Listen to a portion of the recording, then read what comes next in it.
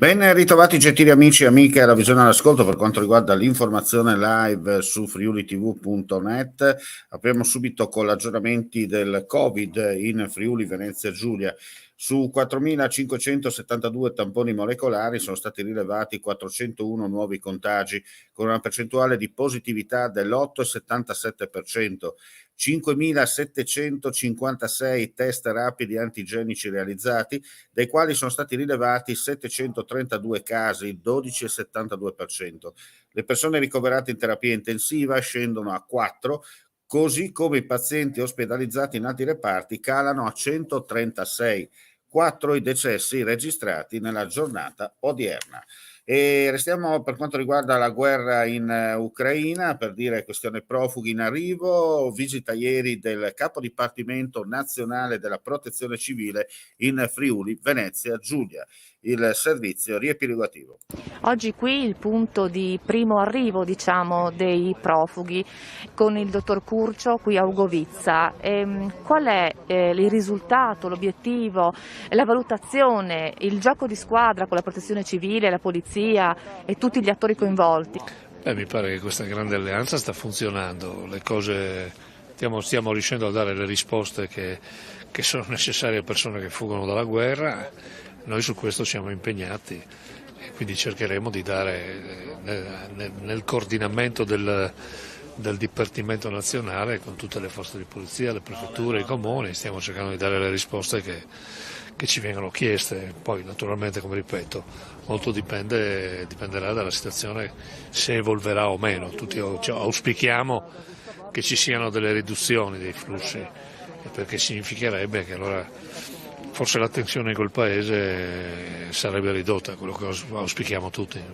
Ingegner Curcio, lei è ritornato in Friuli Venezia Giulia oggi per visitare, diciamo, questo punto di primo arrivo. Lei ha definito questa forma di accoglienza un'accoglienza importante, perché? Ma intanto sì, sono venuto a vedere bene sul territorio quelle che sono le problematiche, come avevamo già detto la prima volta che siamo venuti qua in Friuli, cioè l'impostazione anche che abbiamo messo in piedi deve poi tener conto di come vanno le cose sul territorio, sul terreno, e quindi credo che la cosa migliore sia venire, cercare di comprendere, parlare con gli operatori che stanno sul territorio, ed è importante perché il nostro biglietto da visita, più del 60% delle persone che provengono dal territorio di guerra passa attraverso le frontiere di terra.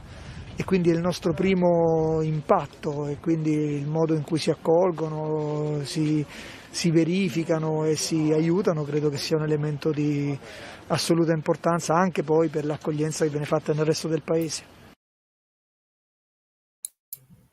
Incidente questa mattina verso le 9:30 all'altezza della rotatoria nel pieno centro di Orzano di Remanzacco.